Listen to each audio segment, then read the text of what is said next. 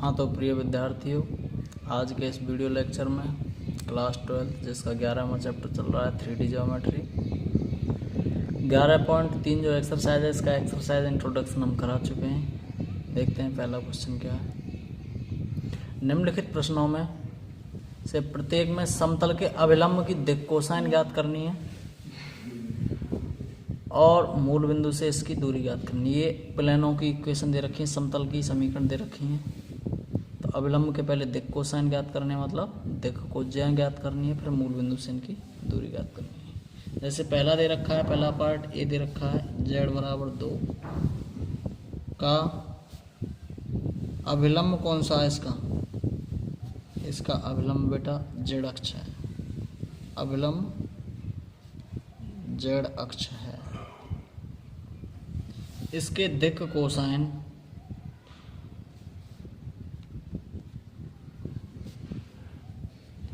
क्या क्या होंगे। जब अभिलंब बेटा z अक्ष है तो इसके दिक् कोसाइन क्या होंगे।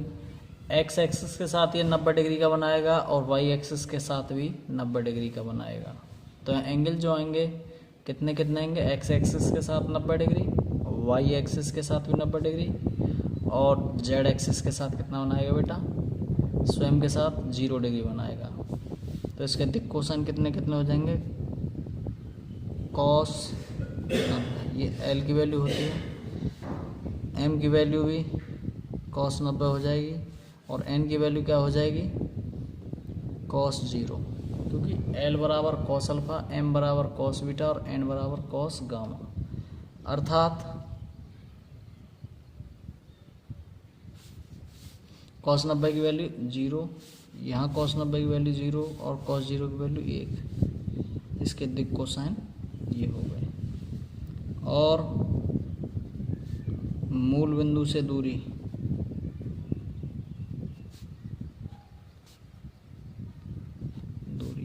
z बराबर कितनी हो जाएगी बेटा, 2 हो जाएगी। ठीक है, देखते हैं इसका सेकंड पार्ट। तो बेटा सेकंड पार्ट की इक्वेशन क्या दे रखी है, समतल की x plus y plus z बराबर 1।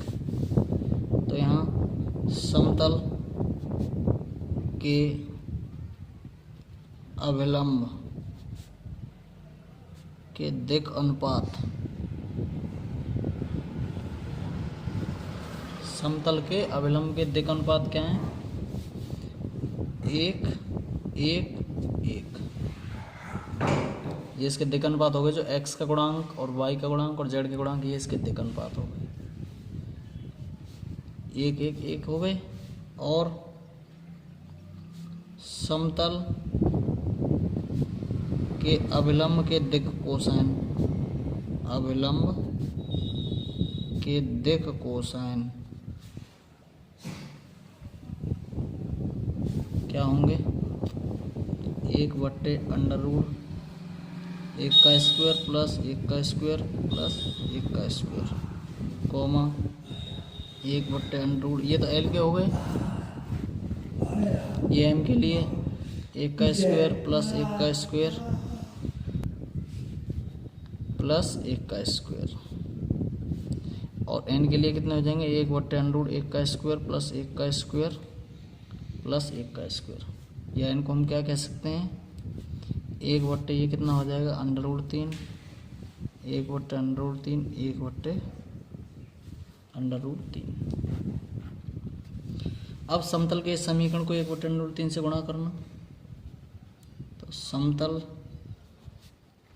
के समीकरण को 1/√3 से गुणा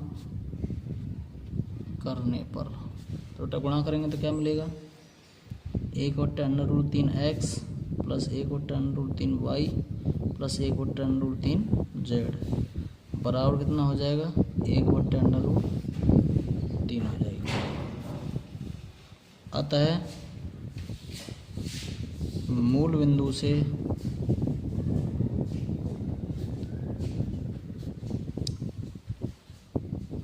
समतल की दूरी बराबर 1/√3 होगी। मूल बिंदु से समतल की दूरी कितनी होगी बेटा? 1/√3। ठीक इसी प्रकार से अब इसका तीसरा पार्ट होगा। तीसरा पार्ट ये रहा 2x + 3y - z = 5। देखते हैं क्या है। समतल 2x + 3y - z = 5। 2x + 3y - z = 5। तो इस समतल के अभिलंब के दिक् अनुपात कितने हो गए? 2, 3 और -1। 2, 3 और -1। ये प्लस का ही या माइनस का ही देखना है बेटा। हम क्वेश्चन कहीं गड़बड़ तो नहीं। 2x - 3y तो है शायद। 2x - 3y - z = 5। तो ये भी कितना हो जाएगा? 2x - 3y - z = 5। तो समतल के अवलंब के दिक् अनुपात कितने हो जाएंगे? 2, -3 और -1। अब समतल में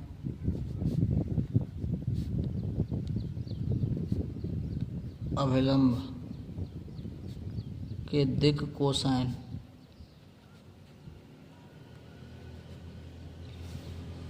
समतल में अभिलंब के दिक् कोसाइन क्या हो जाएंगे?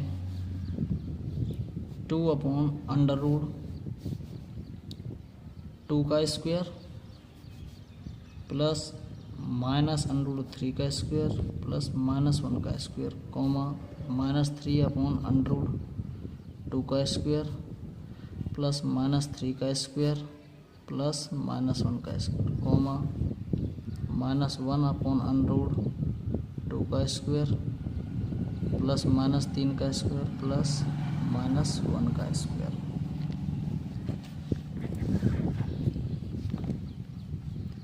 तो कितने हो गए बेटा? ये हो जाएगा 2/2 का स्क्वायर 4 -3 का स्क्वायर 9। तो 4 और ये हो गया 9, ये 1 -3 बट्टे ये कितना हो गया? 4, 9 प्लस 1, ये -1/√2 का स्क्वायर 4 प्लस 9 प्लस 1। तो इसे सॉल्व करेंगे तो कितना आएगा बेटा? सॉल्व करेंगे तो कितनी आएगी वैल्यू? 2/√14 -3/√14 और ये -1/√14। तो ये इसके क्या आ गए? दिक् कोसाइन आ गए इस समतल के अवलंब के दिक् कोसाइन। अब क्या दिख रहा है हमें यहाँ? 1/√14 इसमें कॉमन, 1/√14 इसमें 1/√14। तो 1/√14 का गुणा इस समतल के समीकरण में कर देंगे। तो अब समतल के समीकरण को 1/√14 से गुणा करने पर गुणा करेंगे तो क्या मिलेगा? 2/√14x -3/√14y -1/√14z बराबर कितना मिलेगा बेटा? 5/√14। अतः समतल की मूल बिंदु से दूरी बराबर कितनी हो जाएगी बेटा? 5/√14। अब ऐसे ही आपको करना है लास्ट पार्ट, जो डीमा दिया है वो आपको करना है। आप कर सकते हैं उसे, या डायरेक्टली लो मैं भी कर देता हूँ। क्या दे रखा है? समतल का समीकरण। समतल का समीकरण है बेटा 5y + 8 5y + 8 = 0। तो 5y = कितना हो जाएगा? -8। y = कितना हो गया? -8/5। तो इस समतल का अभिलंब y अक्ष है। इस समतल का अभिलंब y अक्ष है। तो दिक् कोसाइन क्या हो जाएंगे इसके? दिक् कोसाइन cos 90, cos 0 और cos 90। एल की वैल्यू cos 90, क्योंकि जो y एक्सिस है उस पर तो बेटा ये 0 रहेगा, क्योंकि y एक्सिस y के साथ खुद के साथ 0 डिग्री बनाएगा, x एक्सिस के साथ z 90 डिग्री बनाएगा और z एक्सिस के साथ भी 90 डिग्री बनाएगा। समझ में आ गया? तो ये l, ये m, ये n। तो l की वैल्यू कितनी हो जाएगी? cos 90, m की वैल्यू cos 0 और n की वैल्यू cos 90। अर्थात cos 90 की वैल्यू 0, cos 0 की वैल्यू 1, cos 90 की वैल्यू 0। तो मूल बिंदु से दूरी, मूल बिंदु से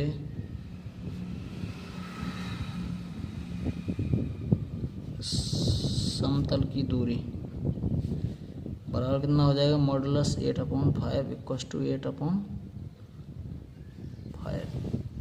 ठीक है, आगे बढ़ते हैं क्वेश्चन नंबर 2 पर।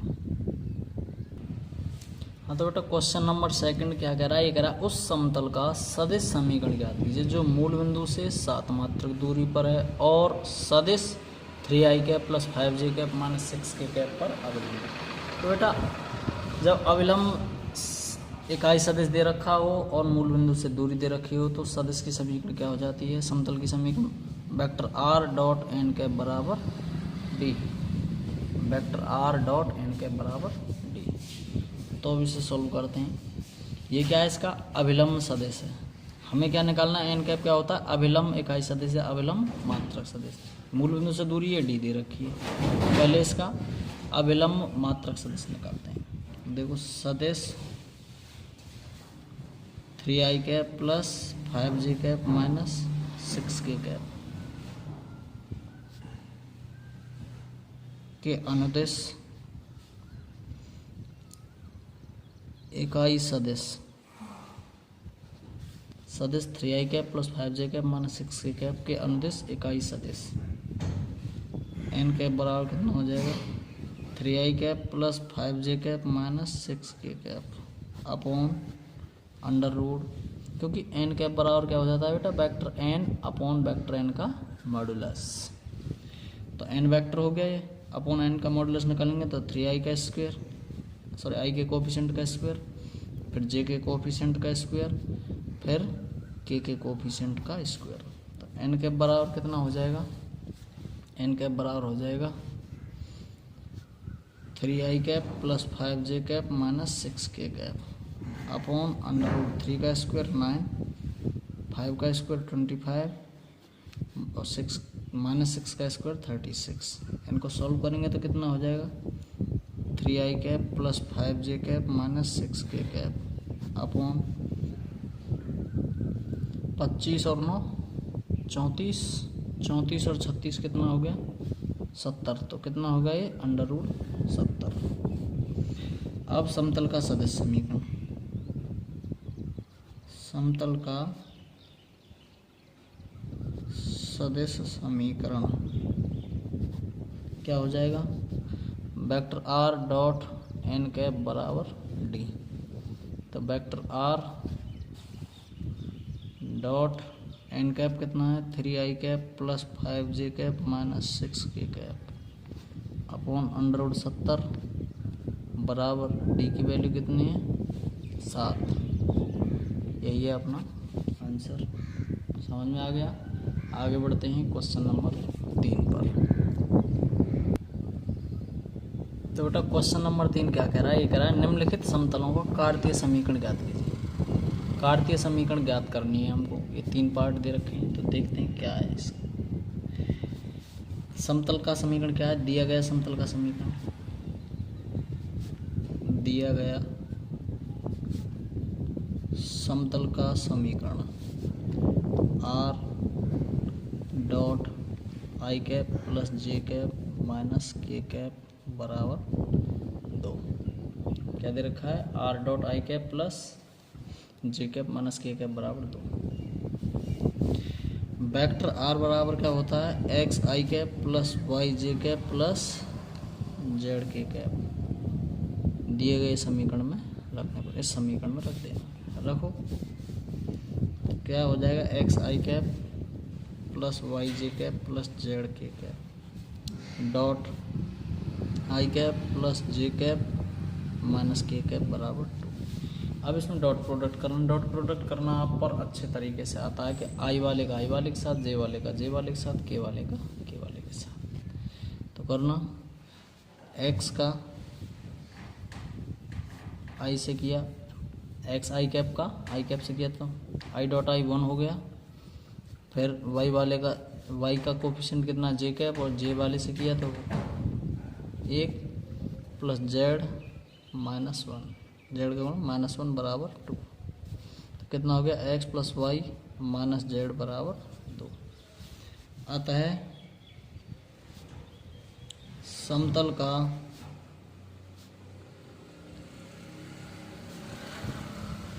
कार्तीय समीकरण क्या हो जाएगा, x plus y minus z बराबर 2। ठीक है, अब बढ़ते हैं इसके सेकंड पार्ट पर। सेकंड पार्ट क्या दे रखा है वो देखते हैं। सेकंड पार्ट वैसे आप चाहें तो कर सकते हैं, तीसरा पार्ट कर देता हूँ मैं, बड़ा सिंपल है। ये हो गया है, मैं सी कर देता हूँ।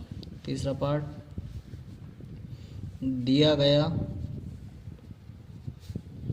समतल का समीकरण क्या है, vector r dot s minus 2t i cap plus 3 minus t j cap plus 2s plus t k cap बराबर 15। इसमें अप्रोच वही लगेगी, वेक्टर आर बराबर x i cap plus y j cap plus z k cap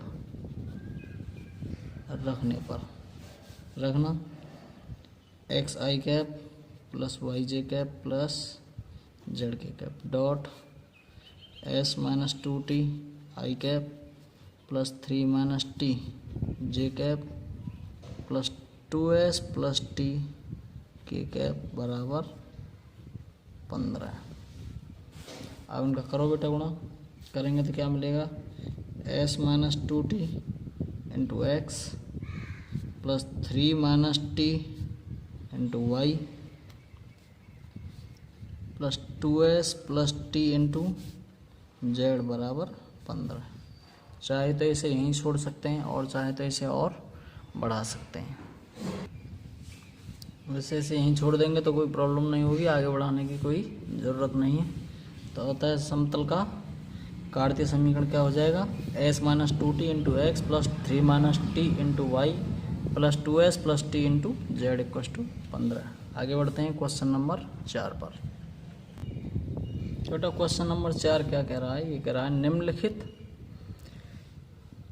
स्थितियों में मूल बिंदु से खींचे गए लंब पाद के निर्देशांक ज्ञात कीजिए। ये समतल की समीकरण दे रखी है, तो देखो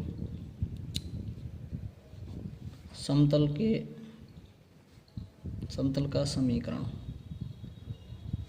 क्या दे रखा है, 2x plus 3y plus 4z minus 12 equals to 0।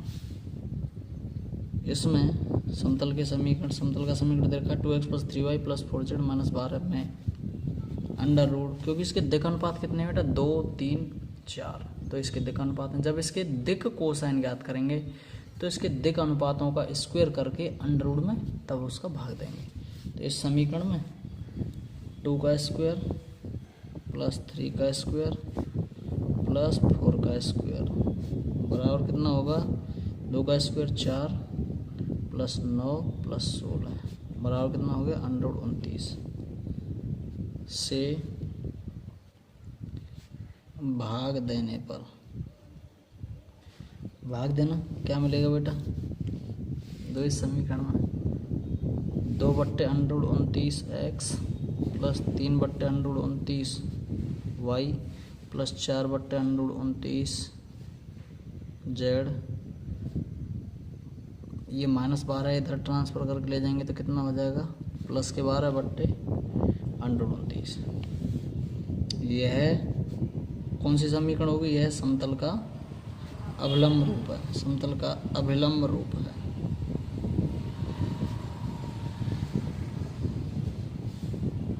अवलंब रूप है तो अवलंब के दिक् कोसाइन कितने हो गए, अवलंब के दिक् कोसाइन, अवलंब के दिक् कोसाइन ये हो गए बेटा 2 बट्टे √29, 3 बट्टे √29 और 4 बट्टे √29। और समतल की मूल बिंदु से दूरी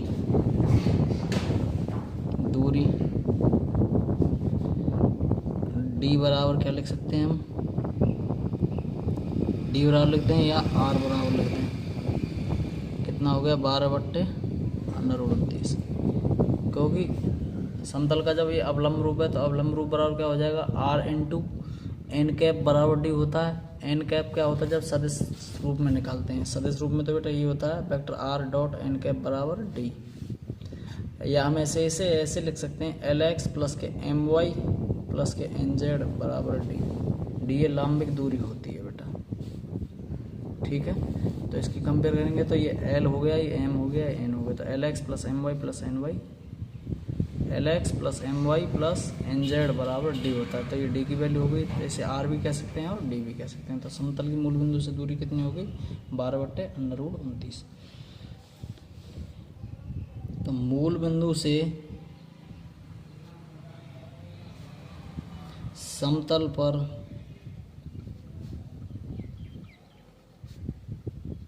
लंब पाद के निर्देशांक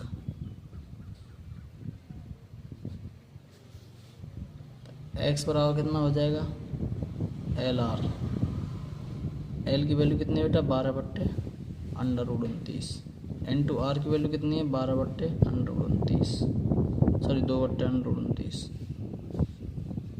तो ये तो किसकी वैल्यू, R की वैल्यू, और ये L की वैल्यू, तो कितना हो गया 12 दूनी 24 बट्टे 29 हो जाएगा। y बराबर कितना हो जाएगा, MR, M की वैल्यू कितनी है 3 बट्टे √29 इंटू R की वैल्यू कितनी है बेटा 12 बट्टे √29, 3 का गुणा 12 से किया 36 बट्टे 29, और Z बराबर NR, N की वैल्यू कितनी है 4 बट्टे √29 इंटू R की वैल्यू कितनी है 12 बट्टे √29 बराबर कितना हो जाएगा 48 बट्टे 29। तो यही लंबपात के निर्देशांक हो गए। चाहे तो आप इसके तीनों चारों पार्ट कर सकते हैं। ये भी ऐसे होगा, ऐसे ही C पार्ट होगा और ऐसे ही D पार्ट होगा। देख लीजिए, आप कर सकते हैं बेटा, ऐसे ट्राई करेंगे तो ज़्यादा बढ़िया रहेगा आपके लिए। तो इसका B पार्ट और C पार्ट आपको करना है। मैं इसका D में पार्ट कर देता हूँ। समतल की समीकरण क्या दे रखी है, समतल का समीकरण दे रखा है बेटा 5y + 8 बराबर 0। तो y बराबर कितना हो जाएगा -8 बट्टे 5, y बराबर -8 बट्टे 5। तो समतल के दिक् कोसाइन,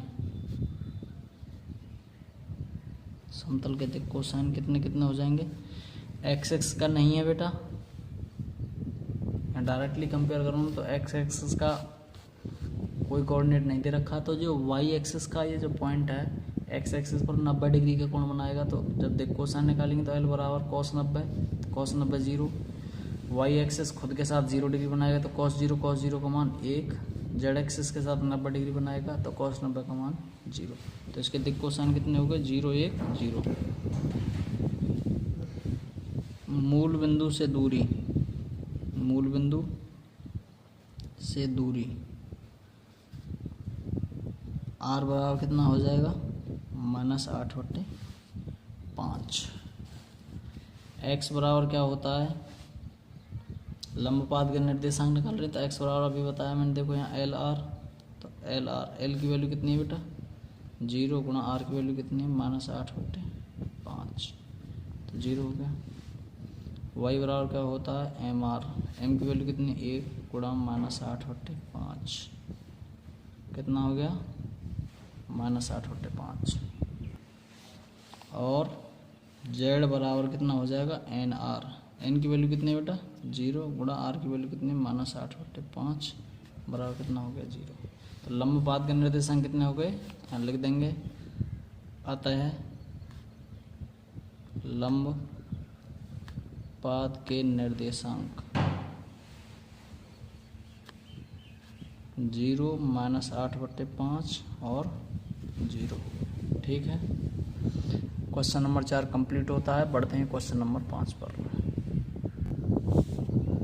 बेटा क्वेश्चन नंबर 5 क्या कह रहा है, ये कह रहा है निम्नलिखित प्रतिबंधों के अंतर्गत समतल का सदिश एवं कार्तीय समीकरण ज्ञात करना है।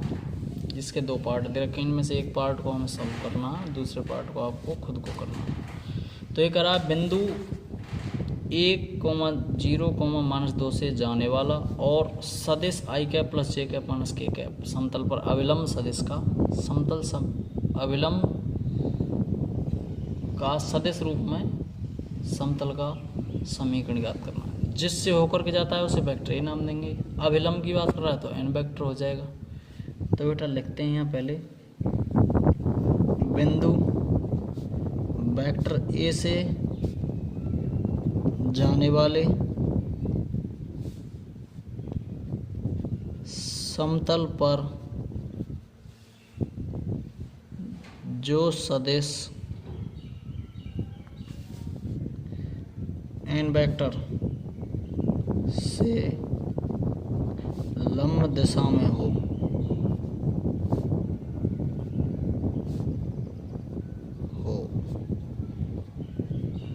सदिश रूप में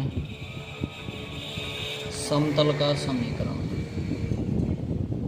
दोबारा सुने, बिंदु वेक्टर ए से जाने वाले समतल पर जो सदिश n वेक्टर से लंब दिशा में हो, सदिश रूप में समतल का समीकरण क्या हो जाता है बेटा, ये हो जाता है r - a dot n vector बराबर 0। तो r वेक्टर माइनस ए कितना जिससे होकर के जाए, ये रहा i cap minus 2k cap dot n vector की वैल्यू ये रही i cap plus j cap minus k cap बराबर 0।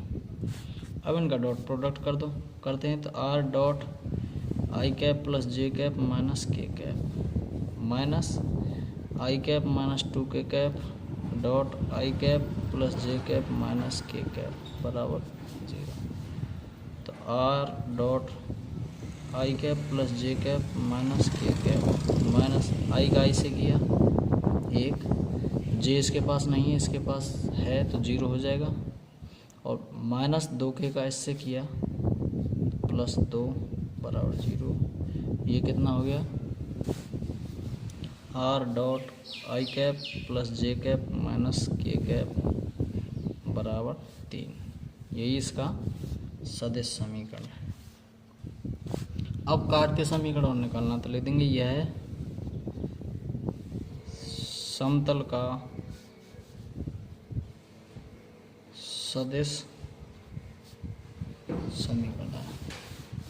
इसे इक्वेशन 1 नाम दे दो।